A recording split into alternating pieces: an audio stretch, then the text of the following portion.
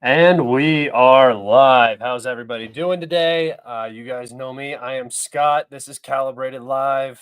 This, that, and the other. Intro. Hope everybody's doing good today. I am doing pretty good. We've had kind of a slow news day again, but we're actually getting some map updates now, so we have some stuff to cover today. Without further ado, let's get right into it. Remember, if you guys have any questions that you want to ask live on the stream, super thanks is the best way for me to see that. Sometimes I will look over in the chat and answer questions if I see somebody. Starting or ending, we are just starting, my good man. Is we live? We is live, my man. So that's what's going on. Remember, you guys can always ask questions, and I'll just look over and see if I can see them. Greetings from Slovakia. Well, welcome, man. I'm glad I have an international audience. It's very cool that I have people from all over the world watching me. All right. Without further ado, let's go ahead and go over to the map and discuss some updates. I actually have a video coming out. Should be, I hope it's today, maybe tomorrow. And it will be talking about the situation around Avdeeka, which I will also talk about today. Down here in Robitny, on the Robitny salient, the Russians have moved and have captured this last street. They had only pushed out to, I believe, the post office most recently. Now they have pushed out and have captured the western or the eastern side of Robitny. Now that all remains is the northern side. Again, it's mostly positional battles here. Russians and Ukrainians hitting each other with FPVs is the majority of what happens in this area. But the Russians are trying to undo these gains.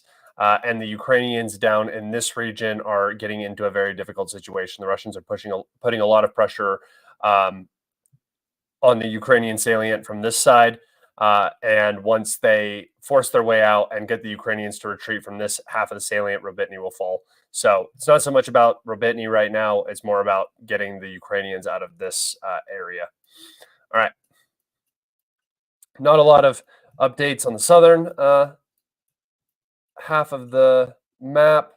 No updates in Orlivka. We have another flag being planted in a building, but we can't tell where it is, what building it's in. So as of right now, it's probably somewhere up in here. But as of right now, no changes to the Novomihailovka area. Still a lot of fighting going on in this region. We did get reports that the Russians have progressed south of Pobieda. I don't know where exactly that has happened. This was a Ukrainian source that claimed that the Russians had moved about 500 meters south of Pobieda. So it advanced somewhere in this area, about 500 meters. But sometimes when they say that, they mean like there was another update, and it's somewhere in this region. I haven't seen the geolocation yet, but the Russians apparently moved, I think, down through these fields. So that might be south of Pobieda. They might not be talking about directly south of Pobieda. No changes around Marinka. Krasnohorivka is about the same. I did see a video today of Russian soldiers. They were in a building in Krasnohorivka somewhere. I don't know where. The claim was that they were in a building in Krasnohorivka, and then there were dead Ukrainians in the building with them under some rubble. They were moving through the buildings, which means that the Russians are in the urban settlement. So my map is somewhat correct. There was reports that they had pushed up into this trench line, but we have since gotten geolocation of a Ukrainian tank getting destroyed right around this area, and then a fab falling on, I believe, one of these buildings back here. So a Fab 1500 falls directly on one of these buildings back here in the same video where the Ukrainian tank gets hit right here. So the Russians are still battling it out in here. Ukrainian reserves were moved in to stabilize the situation. But the more important area where the Ukrainians really need to defend is Novelske. And we're going to talk about it right now with the Avdeeka salient. But if Pervomayske falls, if this salient falls and Novelske becomes stabilized for the Russians and they're able to push out from Novelske, Krasnohorivka will be the next city that will be put into a salient from the north and then from the south. Okay, over here, I have increased the size of the border and kind of the color so you guys can see where the new progress is. This update was in our last live stream. This is the new progress. The Russians have come out to basically the administrative border of Semenkivka, this town right here, or this little road, basically. It's like one street. And that probably means that most of this is under Russian control up to this water barrier. There's just not a lot of room for the Ukrainians to operate. I could be very mistaken. They could have positions in this tree line. I just don't know. And then there's this one little land bridge. It's like a dam of the reservoir. But I don't know how available this is for transport across. So, I mean, they're connected by land right here, so they don't really have to go across that. But it would be, I'm interested to know if the Ukrainians are able to transit that, and if that becomes another bottleneck, I guess, for the Russians. The Russians are probably going to progress from the north and from the south, but I'd be interested to see how the condition of that crossing right there. Up in Berdichi, no changes. The Ukrainians are attacking the most heavy from this direction, trying to hold Berdichi at all costs. They also, the Ukrainians had pushed down from Novokalinove and Orchitny and had reduced the Russian presence across on this side of the railroad. So of all the counterattacks, the only one that was successful over the past week for the Ukrainians was in this region where they actually pushed the Russians back out of this tree line right here. All right. With these advancements, it looks like the second line of Ukrainian defense is probably about to fall. Oh, I did not mention Tonenke has been reported as completely captured, and the Ukrainians have reportedly fallen back behind this creek bed right here. So this field is now in the gray zone. Tonenke is being cleared by the Russians. And that opens up problems for the Ukrainians down in this field to the north of Pervomayske. The Russians should try to expand out from Tonenke now. So we'll see if that happens. really progress in this section would be much, in my opinion, is much more important than progress further back behind Samkivka. Remember, if Pervomayske falls, this salient falls. If this salient falls and Novelske, they can push out. Krasnohorivka falls. If Krasnohorivka falls, then Horivka falls, which is already looking like it's going to fall. There's a lot of pressure on this town right now from the Russians. So, if Krasnohorivka falls, this town likely falls just because the Russian pressure in this area will become too great. And then you're looking at it's a cascade effect, right? Then Horivka falls, the defense in this area collapses, the Russians are able to push out on the high ground, then these towns fall, then Ugledar falls, then everything starts collapsing. Like that is what I see as the Russian goal, and that's why I said that the Russians would be pushing very, very hard down here in the south. Tyler. Oh, Scott is the most reliable source on the stuff, hands down. Fans from Toronto, Canada. Yes, sir. I don't know if I'm the most reliable. I try my best, though, to deliver as much accurate information as I can. I really appreciate you, Tyler. You keep the dream alive, man. So thank you. But yes, I try my damnedest to deliver you guys good information. All right. Other than that, on the map, there are reports that the Russians are now assaulting the western end of Ivanivsky. I have it all in purple right now just because there's not a really solid set of Ukrainian positions in the town. It's sort of just a gray zone in this western half of the town. The Russians definitely do not control it. And there is a Ukrainian presence, but it's so fluid. The Ukrainians are moving around. The Russians are moving around. It's not like there's a line of defense necessarily in the town. It's very fluid, and it's probably much less than what we're looking at right here. The Russians have probably expanded out further. We just don't have geolocations. The fighting here is very intense. The Ukrainians are trying very hard to hold this because after Ivanivsky falls, Kleshchevka becomes difficult to control, which it already is for the Ukrainians. They gain this high ground, and then they can start launching operations into the southern Chasiv Yar region, which, if you guys don't know, again, actually, I'll take you over to the topographical map because I like to use that map. All right, here we go.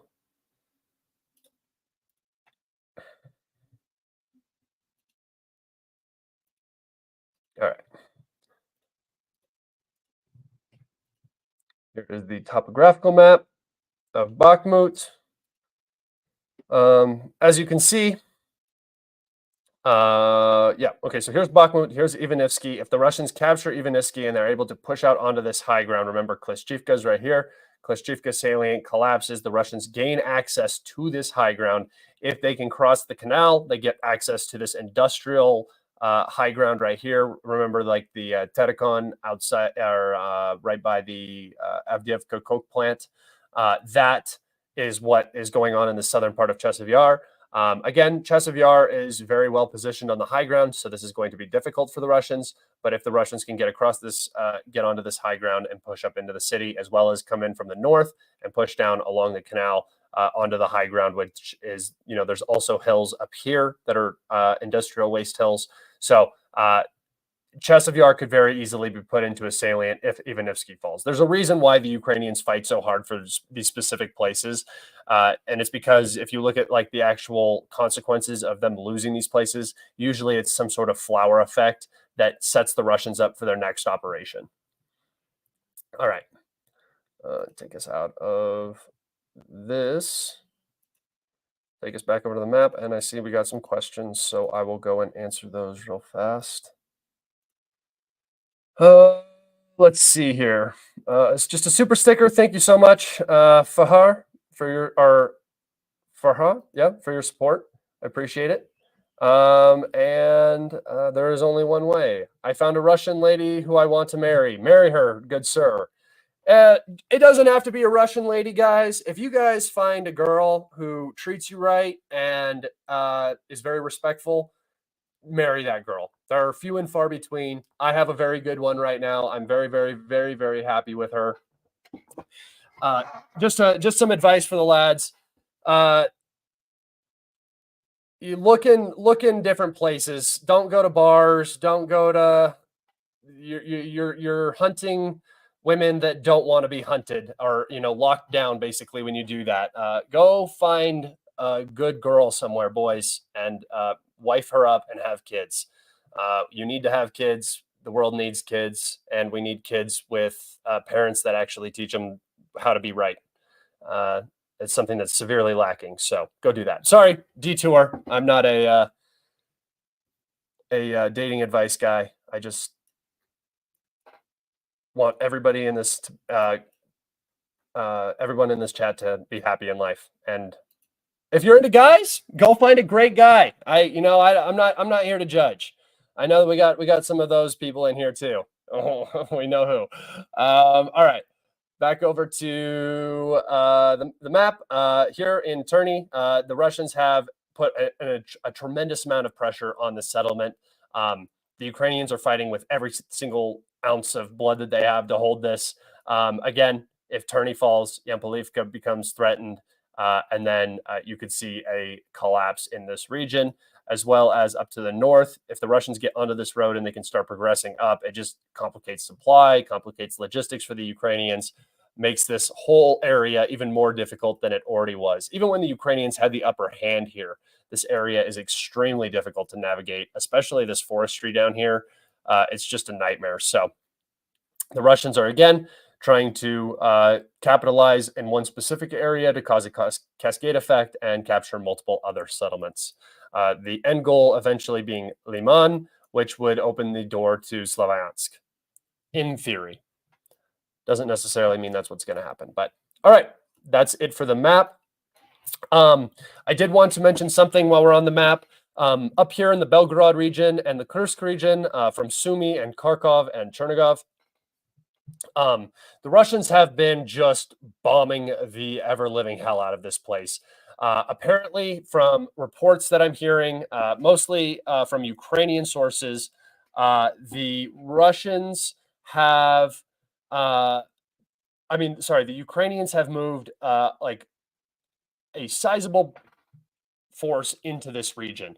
What you're seeing currently in the Belgorod region is what I think is supposed to be some sort of offensive to actually cause some general chaos in Russia, actually force a response in this region. Unfortunately for the Ukrainians, the Russians took their lessons from the south and implemented them up in the north. They have hidden defense lines in the trees, a lot like what happened in Robotny. For you guys that don't know, during the summer counteroffensive, the first line of Russian defense is somewhere like here, right? For the most part, I think the Russians have actually completely captured it. So here is the first line of defense. But the Ukrainians, all of the leopards that got destroyed and the minefields and everything, that was all up here, right? So the Ukrainians thought that they were going to have an easier time getting down into the first line of defense, and then that's where they were going to start having their issues. That's where they were going to start taking their losses. What the Russians did was they set up hidden trench lines in tree lines, hidden fortifications, hidden firing positions. They had ATGM crews, minefields. So this whole area became a massive security zone and a fire pit, right? Or a fire bag. So the Ukrainians came down, they got stuck up in these trees. The Russians were in this area, and they were just annihilating the Ukrainian armor that was trying to push down. Eventually, they switched to small swarm tactics, were able to actually get into individual trenches and push the Russians back, but this took months and months. The Ukrainian counteroffensive was severely depleted by the time it even made it to the first line of defense, and then we basically saw no progress after that, which was the Russian intention, right? Same thing happened up here in the Belgorod region. The Ukrainians have been crossing over into these border towns, which, by the way, if you guys don't know, all of the border towns, or most of them that are on the border with Ukraine, have been evacuated because they are so consistently shelled with MLRS. There was a lot of civilian casualties. So especially the ones that are like within like a mile or, a couple kilometers of the border, those have been evacuated. The ones where a lot of the fighting is happening right now, well, not right now, but over the past couple of weeks, when the Ukrainians go 300 meters across the border, particularly in areas like right here, they went into Tetkino, and you can see all they have to do is it's like a town that was basically divided by the Soviet Union, or the dissolution of the Soviet Union, right? Not probably literally, but you have this town and this town, which are one town, and then they're just split by a border. So all the Ukrainians have to do is just drive across the street, right? And that's what they did, and then they were beaten back. And we have seen a lot, and I mean, just today, some footage started coming out of what has happened to the Ukrainians in this area. They got beat to hell. It was rough. I've seen a video of an ambulance going and picking up a group of Ukrainians. It looks like about 7 casualties, some KIAs, some wounded in action. Saw a group of 3 guys that were dead, probably got a grenade dropped on them or a mortar hit them, something like that.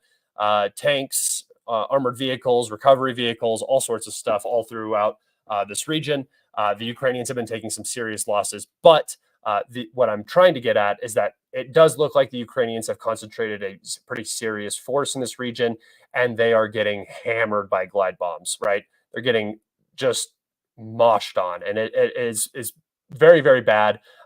We have some art. I think I have an article in my on my Telegram that I want to show you guys, but it's really not good. They're very exposed. The fortifications in this region are not strong, and they're on the attack against Russia, the Russian forces that are just waiting across the border.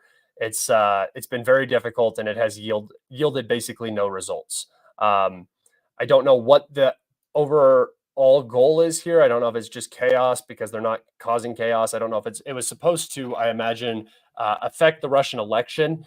In my personal opinion, it made the border guard look very, very competent and strong. It made Putin look like he can handle Ukrainian incursions on the border. It also made Ukraine look really bad trying to interfere with the election. It makes Ukraine look really bad because then they're not, now they're not the victim. Now they're trying to take the fight to Russia. Zelensky was specifically quoted as saying, now Russians will know the war, which is a really, really, really, really, really, really, really, really bad plan of attack here. First off, bombing civilian populations has never once made a civilian population go, we should surrender. In fact, it usually does the exact opposite, where it drives motivation for the SMO and the leadership who is against the people who are trying to attack civilians. And it makes them look really bad, and in that way, in the election sense. And really, you're talking about needing a lot of this Western support, right? We need ammunition, we need armored vehicles, and then you're just throwing armored vehicles and ammunition away on civilians on these border raids that don't accomplish anything. It's very confusing to me. It seems like there are a lot of people in charge right now who are making political decisions for the military, and there's nobody in the military to say no. Like I said, we've seen just a gruesome number of purges in the Ukrainian leadership, both political and military. It's all yes men now. There's no Arestovich, I guess. I'm not saying Arestovich actually did this, but his kind of persona right now is at least from afar talking negatively about Ukraine in some aspects. There are no naysayers. There are no people playing devil's advocate. Everybody's just a yes man, and they are just going on a political suicide mission with a lot of these military escapades. We got a question. What is your opinion on Michael Kaufman and Rob Lee? Has your opinion of them changed since the beginning of the SMO war? What do you make of their recent field report? And did you listen to their podcast? I have not, actually. If you wouldn't mind sending me that, I would love to listen to it. Michael Kaufman, I don't know so much about him. Rob Lee, I was following him since the beginning of the conflict. I don't know. He's always seemed pretty. He's definitely like on the pro-Ukrainian side, whatever. I think I'm pretty sure, unless that's changed. But he doesn't seem to be one of the crazy ones, which I don't mind people having an opinion and being like pro-Ukrainian. The problem I have is with people making stuff up, which happens frequently, and with the people that are like bloodthirsty, the people that are very Russophobic. I'm not a big fan of those people. I can see you not liking what Russia is doing. That's fine. but being like racist against the Russian people, being racist against anybody who isn't really, I don't really think that that's super cool, just in general, because to me, race doesn't matter at all for the most part. If you take a black kid and raise him in a white family, that kid's going to be whitewashed, right? If you take a little Christian baby and raise him in a Middle Eastern country around Muslims, that kid is going to grow up and probably be a Muslim and be, inundated with that culture. I think of every human being as an empty vessel, and a vessel that can be, debated with, communicated with, and you can try to influence any human being. Any human being is influenceable, and they can be convinced and stuff like that. So the whole racism thing just doesn't really play with me.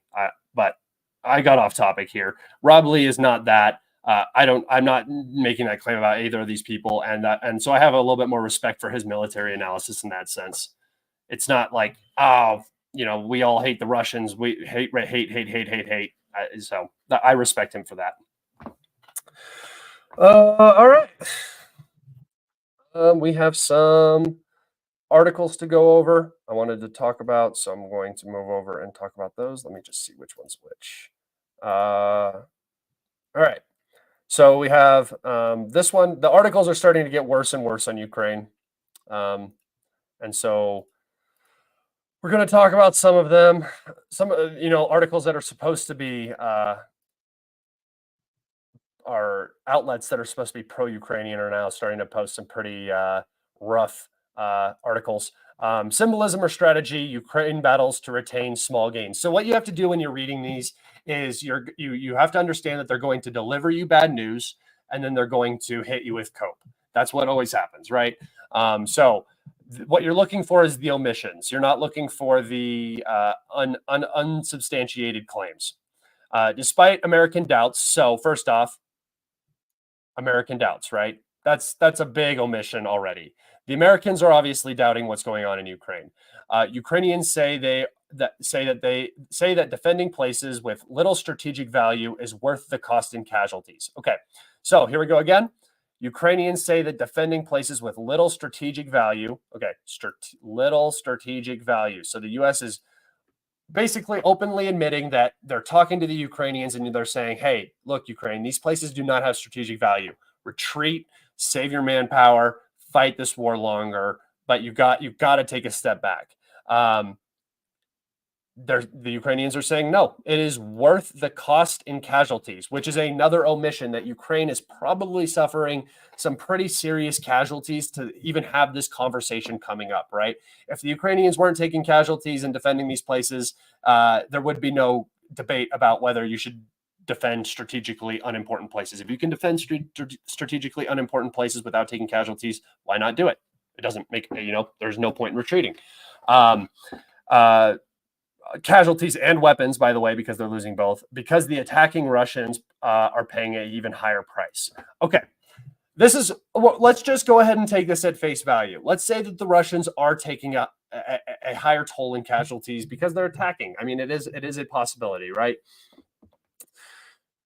A 1-to-1 ratio for the Russians around any battlefield right now is beneficial.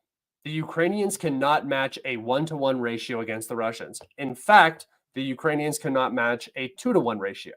I do not think the ratio is 1-to-1 or 2-to-1. Maybe there are some areas of the front, like Avdeeka right now, you could make the claim that there is a higher propensity of Russian casualties.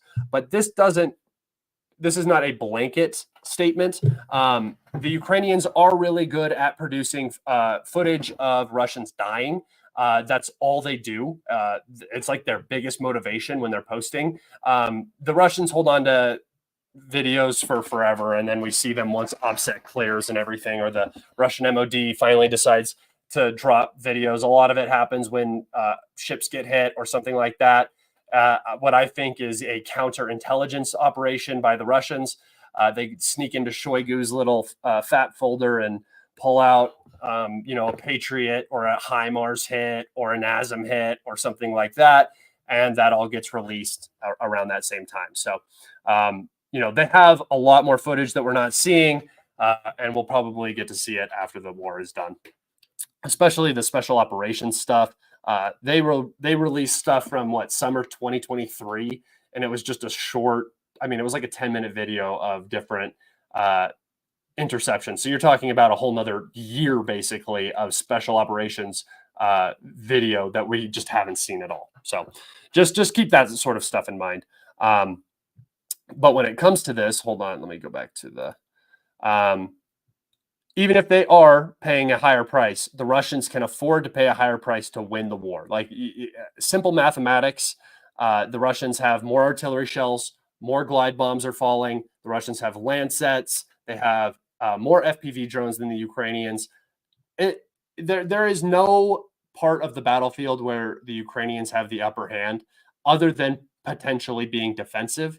But it doesn't really work when the Russians can just drop 1,500-pound glide bombs on you in those defensive positions, right? So while I will not argue that the Russians are not paying a higher price, because they very well could, it's just up to whatever numbers you tend to believe.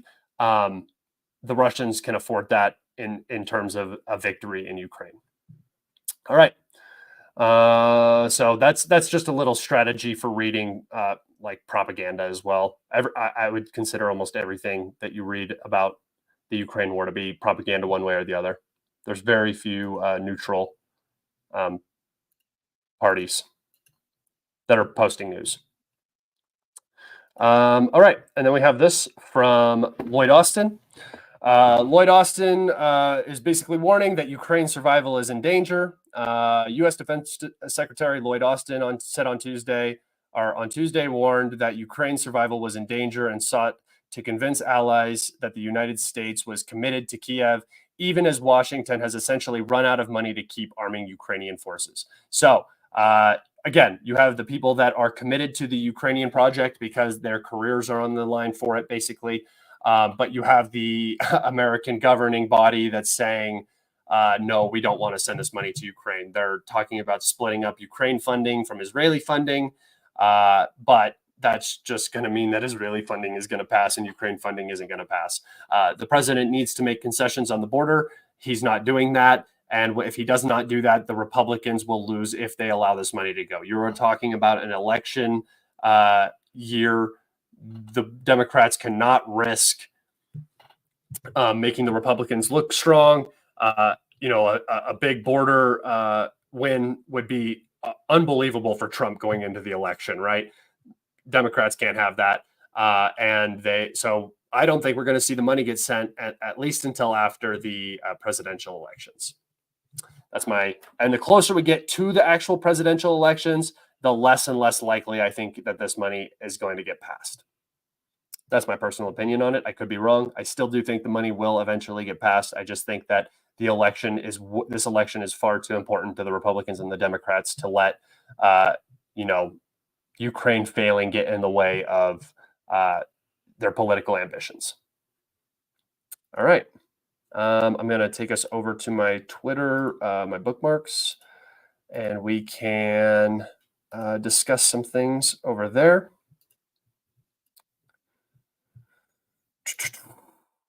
All right. So here we go from Politico.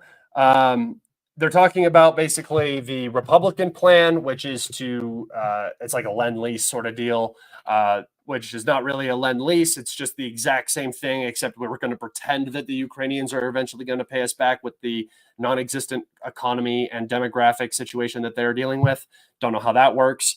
Basically, what Ukraine is saying right here is you will get paid back in Russian oil, gas, diamonds, and fur, which means that this is not about Ukrainian victory, right? This has nothing to do with Ukraine. This is about regime change in Russia. This is about controlling Russia. That's what this whole thing has been about. And this is what appeals to the neocons and neolibs who are pushing, all the war hawks that want Russia strategically pulled away from China and then to focus on China. This is what speaks to them. So you can see that the Ukrainians are at least trying to play that right. However, again, not a real good look when you're playing the victim to say that if you get this money, you will be paid back with Russian assets. That's just, again, not a good look. I don't get the strategy other than they're so desperate to get something done that they're just saying anything that they can possibly say to get that money in. All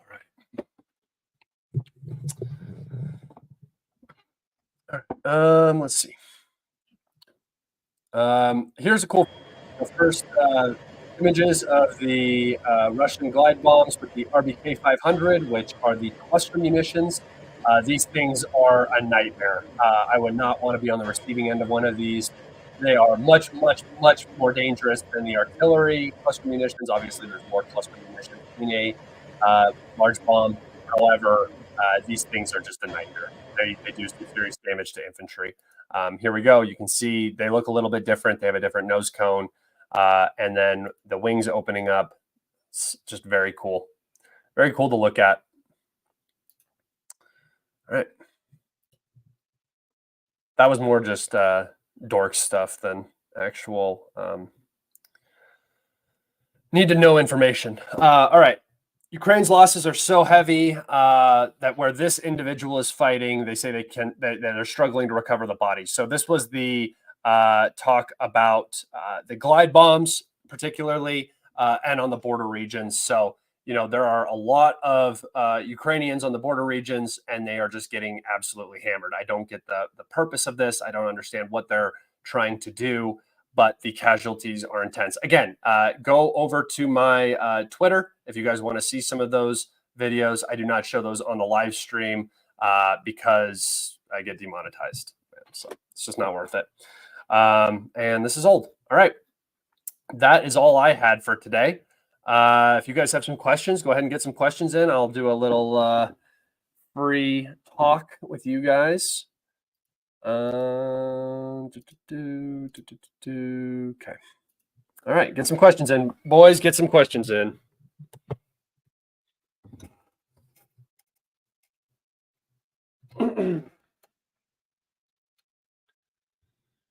Question: thoughts on the Switchblade series of drones failed in Ukraine? Yeah, so the Switchblade came in, and they were having an incredible amount of difficulty dealing with the GPS jamming and everything, and the electronic warfare. So these things were missing by like feet, which they do not have a very big explosive yield. They're much smaller than, like, say, a Lancet or something like that. They're more for like anti-infantry, but more for like anti-individual. Switchblade is very good for taking out non-armored light vehicles, like any civilian vehicle. Basically, a weapon designed for the war on terror and implemented in a combined arms warfare scenario. They can be cool. They can work, but they're just not as effective as, say, even like an FPV drone or something like that. And FPV drones are much cheaper and are much more maneuverable than the Switchblades. The Switchblades are also very light, so they get blown around in wind. So if there's any wind conditions or any weather, they just don't work, compared to like a Lancet that doesn't get pushed around as much. Let's see. Hold on. Question. Thoughts on Russia ECM now able to take out Reapers and other top-end U.S. drone systems? I would be very curious to see how effective that would be against large attack drones, especially the ones that the U.S. makes. I would love to see it demonstrated. I don't know. We have rumors, we have claims by particular like government entities and stuff like that. But in terms of actual application in the battlefield, I would love to see what it can do. We've seen some drones get taken down inside of Russia, but they're pretty simple Ukrainian drones. So, I mean, I would love to see how it would do against a large U.S. attack drone. They are developing it, and I think it's extremely important that they develop a number of electronic warfare systems. I think that most importantly in the future, large AOE denial for FPV is going to be extremely important. You need to have whole battlefields that are shut down to drones, except potentially your own drones because they have a backdoor. I think that would be extremely valuable and something that government should be really pushing to develop. Do you expect Putin to announce mass mobilization? No, they're volunteering. The volunteering in Russia has been going very well. They've been replenishing their losses. The mobilized that are now entering the battlefield are looking pretty good. There could be a mobilization.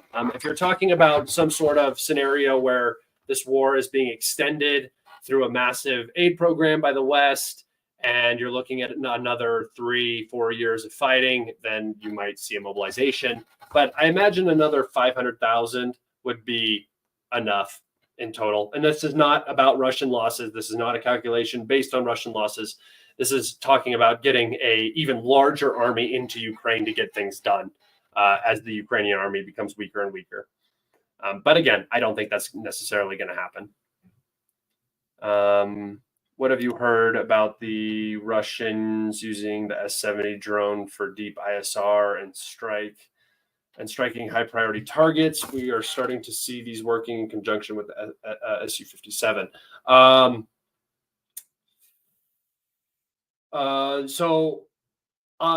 You're talking about I believe the S-70. Let me just look it up, just because I can't remember. I think you're talking about the Wingman drone system, right? I'm just looking it up just so I don't start talking about the wrong thing for forever. Yeah. Okay. So the unmanned large drone system that is supposed to be working in conjunction with the Su-57. This is still what I would consider prototype. It's going to take a very, very, very, very, very long time for this to become any sort of mainstay in the Russian military. It's also very expensive.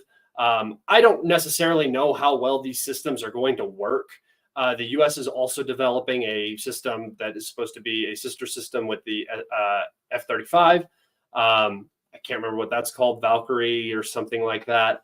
Trying to remember. Somebody's going to say it in chat. But it's really experimental, and the Russian, it's just not. It's not as beneficial as, say, like an Su-34, right? I mean, yes, it's unmanned, but if you have precision guided munitions, I just don't really know what this offers you. It obviously offers something, and an important something if it can work very, very well. How well the system works in conjunction with manned systems, I don't know. I would just say don't put any investment into this.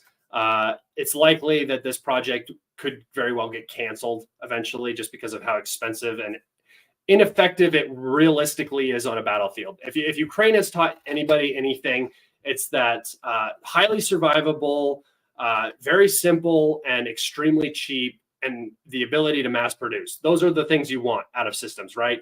You do not want niche. You do not want hyper expensive, hyper specialized, and extremely, did I say hypersensitive to like conditions on the battlefield. You want cheap, easy, expendable is basically what you're looking for. You're dealing with $500 FPV drones, so you need something a little bit more durable and cost effective. How would Russia react if the West captures Kaliningrad with nukes? There is no capturing Kaliningrad. That is a nuclear armed part of Russia. If you capture Kaliningrad, you're not going to capture Kaliningrad because your country's going to be gone. There's going to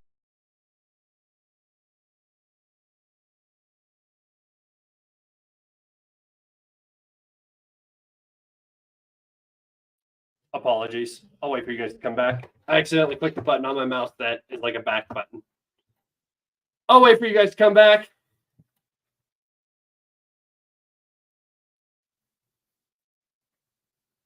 I'll wait for you guys to come back.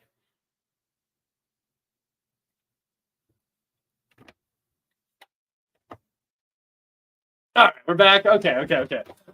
Sorry about that. I have a button on my mouse. I click it, and I got sent back. All right. Yeah, so there is no capturing Kaliningrad. That's the tripwire, right? That's the red line. You move onto Russian territory proper. NATO does. Nukes are already flying. There is no capturing it. So, yeah. Calibrated. So you're basically saying the big drones like the S-70 and Reaper are the King Tigers, and yeah, exactly. So, you know when you're talking about effectiveness on the battlefield, having these hyper complex systems. It's going to be like the F-16, right? Just the F-16 is a perfect example. Everybody knows that the F-16 is not going to make a difference. You might get some use out of the F-16, but is the ratio of what you're spending to what you're achieving really worth it, right? And it's not. The trade is just not there. The F-16 is a very expensive plane. If you lose 2 F-16s with those pilots, I mean, that is just a substantial loss that is almost incalculable, right? In terms of what Ukraine needs right now, they need 100 F-16s. They don't need 12 F-16s.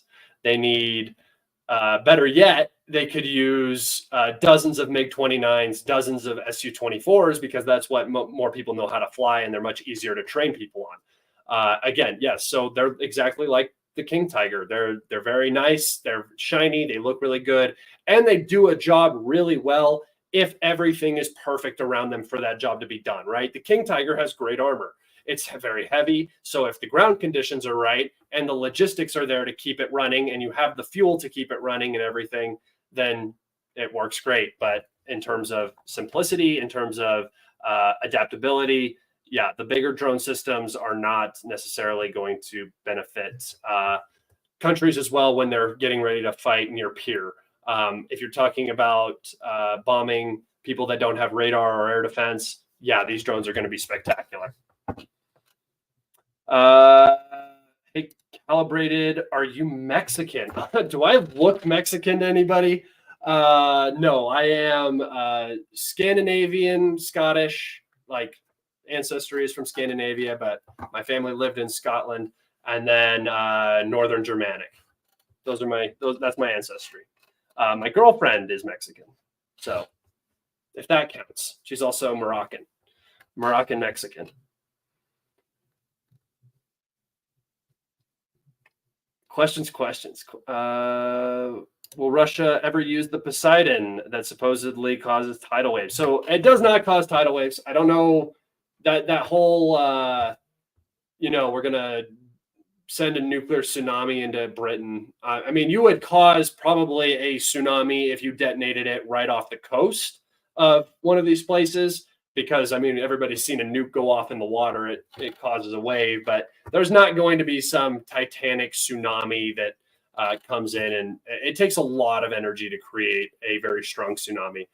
What this is going to be used for is basically you can send this thing into a port and nuke a whole port and destroy. You could do a whole Pearl Harbor with this one weapon system, right? It's kind of the idea behind it. Also, if it's nuclear powered, like I believe it is, it can just stay out at sea for forever. So you could potentially launch one of these things at any given time, leave it out there, and have a dead man's weapon out at sea. And then whenever you give it the signal, or wherever it receives the signal to go to its target, it will continue on to its target and hit it. Same thing goes for the glide, the hypersonic glide vehicles that the Russians have. I believe the name of it starts with a Z, I think. It's their ship. They have a ship launched version, and then they have a land launched version as well. Avangard is one, if I remember correctly, and then there's one that is the seaborne version of the hypersonic weapon. Those are the same sort of things. They can go for basically indefinitely. Same with the Russian nuclear Zircon, Zircon, and then there's also the other Russian nuclear weapon that they were designing, and it is a nuclear ramjet, I believe. So again, it can go basically indefinitely. I can't remember which ones are which exactly. You guys can go ahead and do your autistic research. Kinjal is not the same. Kinjal is hypersonic in the same way that Iskander is hypersonic. It's a ballistic missile. So when it's coming straight down, it ends up reaching hypersonic speeds. It makes it definitely difficult to intercept, but Kinjal is a little bit different in terms of what you talk about when you're talking about hypersonics. it's still very effective. And the air-launched version is more maneuverable than the ground version. So it is a different system. Kinjal is definitely different than Iskander, but they're kind of in the same group. Question: do you think aircraft carriers have any purpose these days? Yes, aircraft carriers are awesome. Aircraft carriers are a means for a hegemonic power to project its influence globally. Britain tried, and you can tell that Britain is not a global power because they can't keep their navy in order. Right? This is like it's almost like a status symbol. If you are a country that needs to project its power in foreign nations against foreign nations who do not have hypersonic missiles or hypersonic weapons or very, very strong anti-ship weapons, or some sort of like, I don't know. It's hard to sink an aircraft carrier. So outside of that, yeah, they're great. It's a floating airbase. Why wouldn't you want an airbase that you could send to any part of the world and then run sorties off of it and stuff? It's fantastic. It gives you power projection. In terms of World War III, no, they're useless. They're going to be hit instantly, right? And then Bubble said submarines project power. Yes, they do. That's another aspect of power projection, right? But that is more like a nuclear deterrence. At any given time, at any given place, a submarine can drop dozens of nuclear warheads on your cities, right? That's the point of submarine projection, power projection. Aircraft carriers are more for conventional means against enemies that are not able to target your aircraft carrier.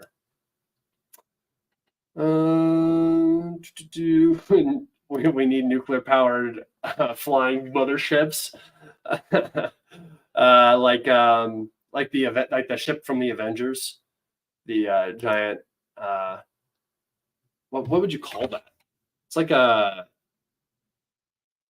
it's a hover vehicle, just like an aircraft carrier. Let's see.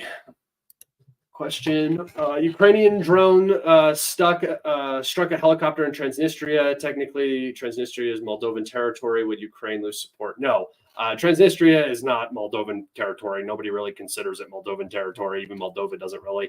I mean, they legally do, but in terms of what happens there, that is a Russian problem or a Transnistrian problem. That is not a Moldovan problem. So the Moldovan government came out today and said that video was fake and it's just trying to foment some sort of support or non-support, I guess, for Ukraine.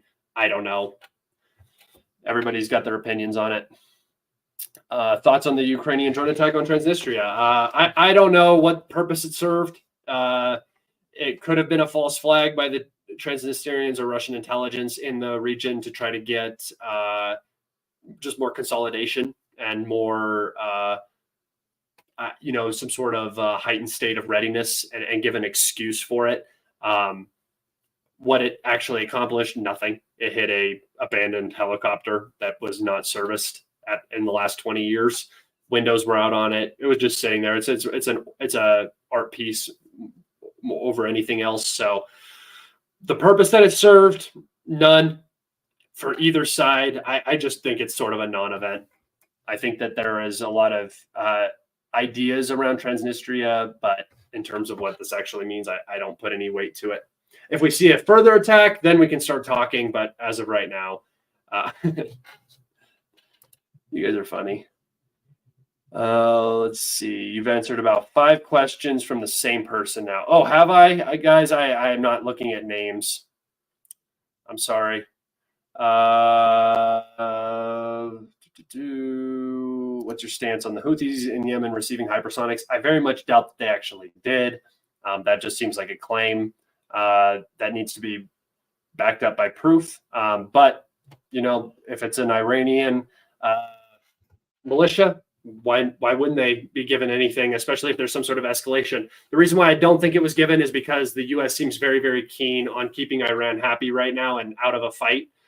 They do not want an expanded conflict in the Middle East. So I doubt it. It seems like an unnecessary escalation by Iran. And I mean, the Russians didn't give it to them. So, what do you think about Moldova joining the EU? I think that Moldova will probably join Romania before they join the EU, honestly. I mean, they might try to get Moldova in. I don't know. It doesn't do anything. It's just it's a burden on the EU, but hey, whatever. They're trying to shore up their iron walls, so against the Russians. I just don't really think it means much. I think that Moldova would be much better joining Romania, which is already part of the EU. Are we going to see a land bridge? I believe so. We had Shoigu come out. Oh, I guess I could talk about this. We had Shoigu come out and talk about the creation of, first off, the Leningrad and Moscow military zones. We have the Northern Military District, the Southern Military District, and the Central and the Eastern Military Districts, I believe. But if I'm messing that up, I'm sorry, off the top of my head.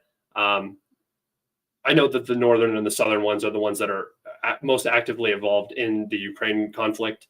But then these two new military districts, which were there during the Soviet times, obviously are a counter to the NATO threat.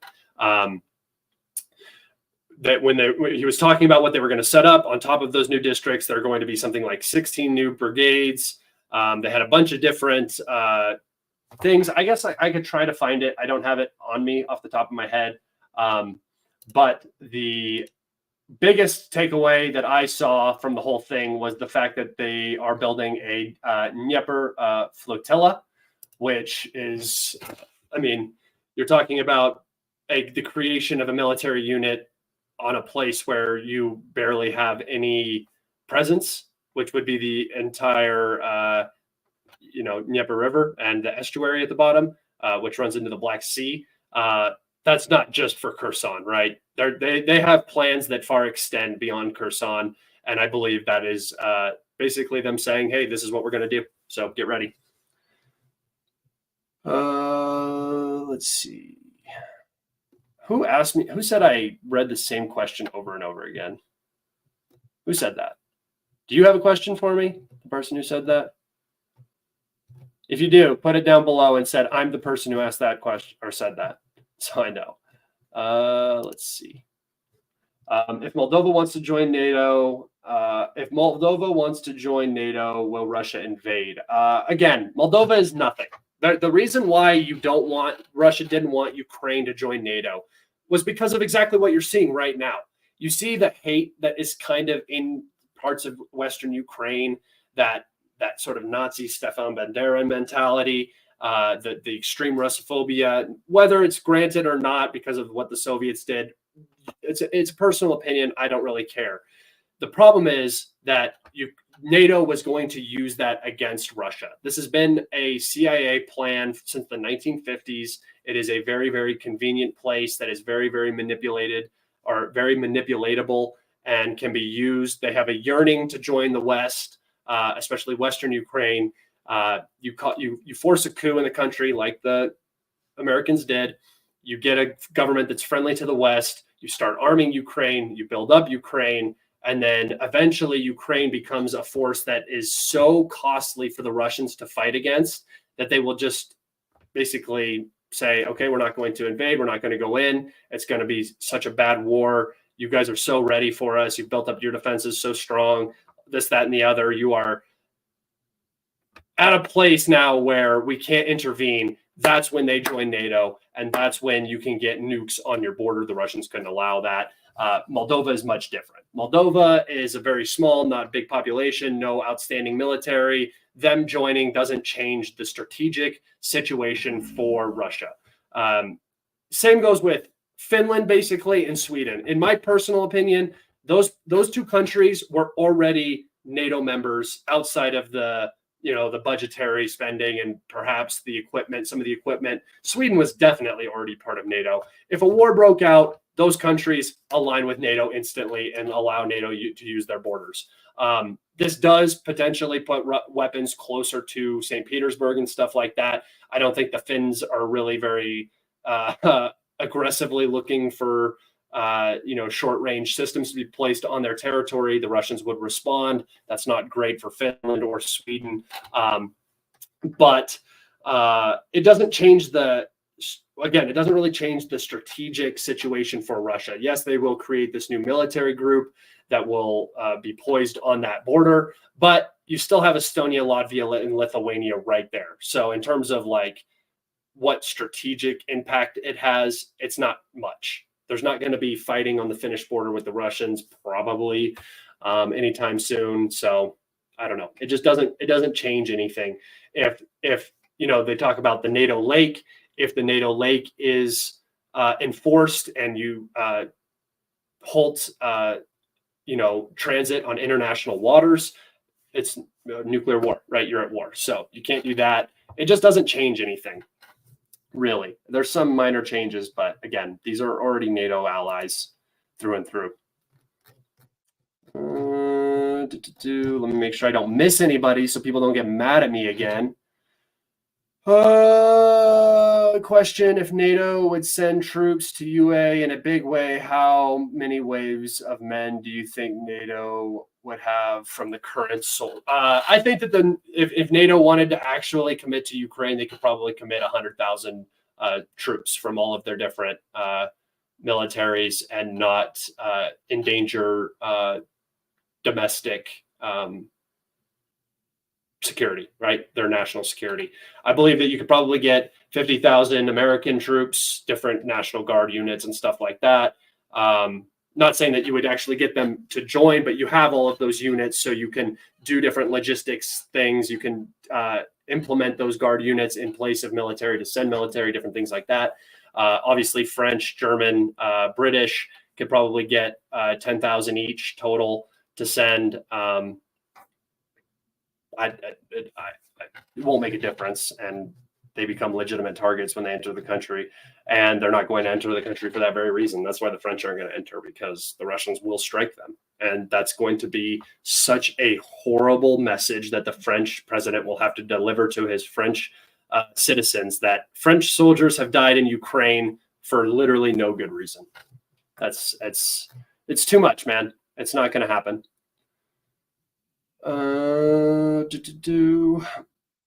Could you smuggle weapons into the USA?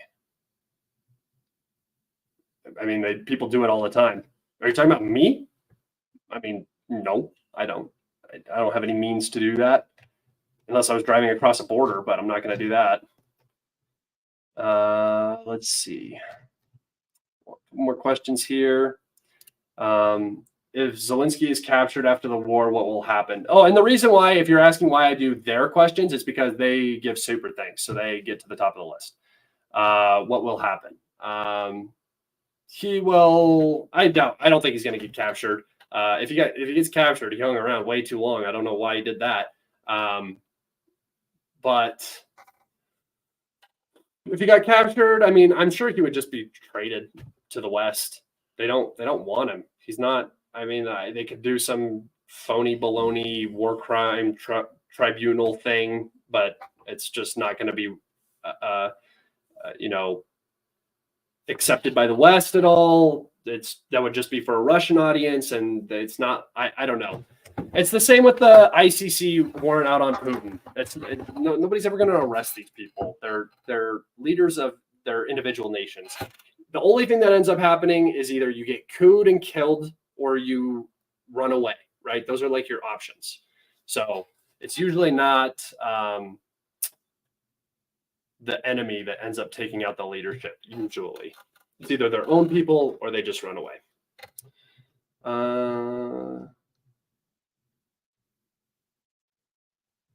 No, not 50,000 USA National Guard. I'm saying that the U.S. has a lot of troops, and they have a lot of National Guard that can take over a lot of the positions, so that the U.S. could free up a good chunk of its military to actually go over and intervene necessarily if they needed to for some reason. They're not going to.